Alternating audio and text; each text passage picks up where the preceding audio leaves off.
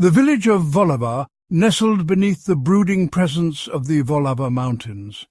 The peaks clawed at the sky, casting long, ominous shadows over the quaint houses below. The villagers whispered tales of a malevolent entity that haunted the mountain's jagged slopes. They called it the Shadow of Volavá, a creature of legend and nightmare. It was said to be a grotesque mockery of man, its eyes glowing with an infernal fire. Generations passed down the stories, each telling tinged with fear and respect. The elders warned of venturing too high, for the mountains held ancient secrets best left undisturbed. Thomas, Sarah, Victor, Leah and Michael scoffed at the local superstitions. They were young, filled with a sense of invincibility that only youth could provide.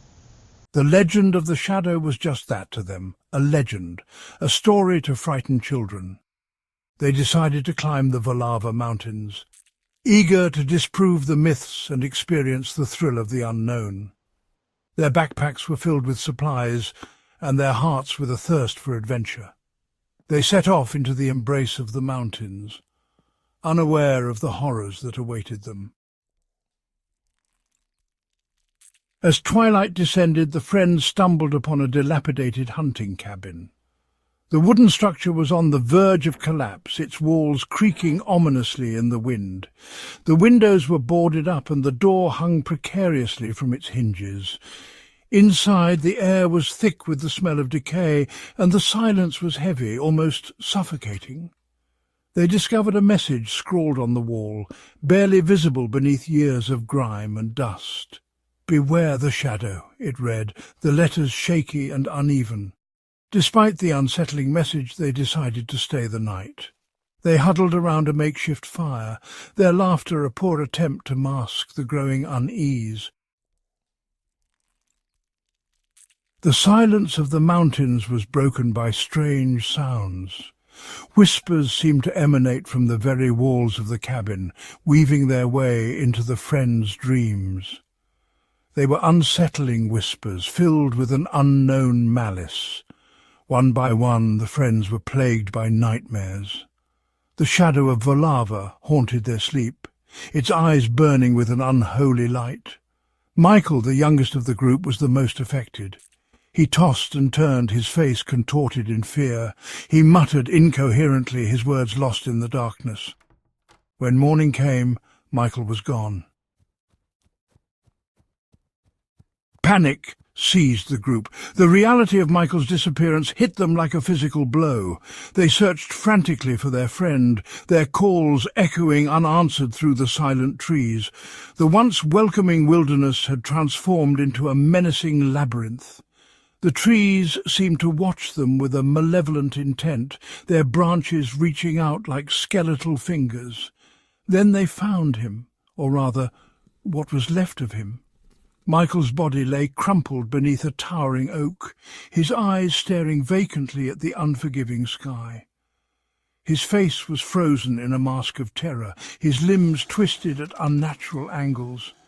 Whatever had taken him had left its mark, a grotesque parody of a signature.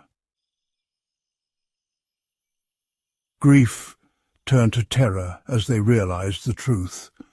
They were not alone. The legend of the Shadow of Volavá was real, and it was hunting them.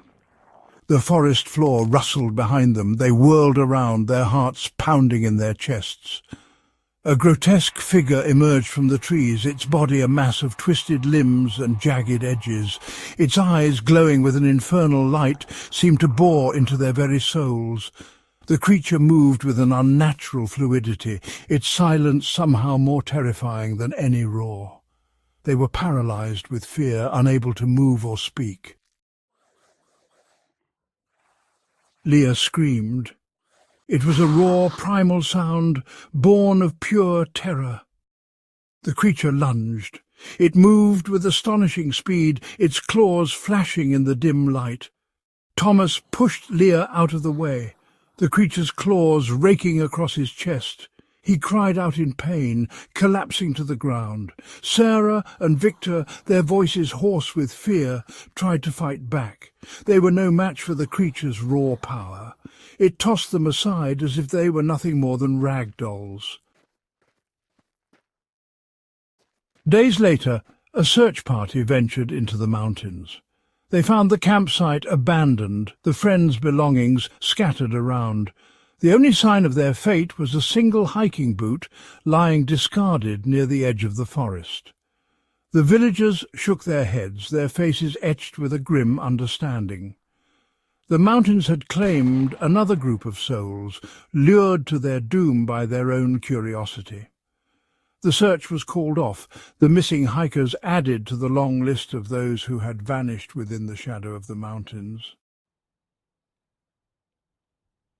The mountains stood silent, their peaks shrouded in mist. They held their secrets close, refusing to relinquish their grip on the mysteries held within. The villagers returned to their routines, their whispers hushed, their gazes wary whenever they looked towards the looming peaks. The shadow of Volavá had retreated back into the darkness, its hunger sated for now. But the mountains remembered. They always remembered, and the wind, as it whistled through the trees, seemed to carry a faint, chilling whisper, "Beware the shadow."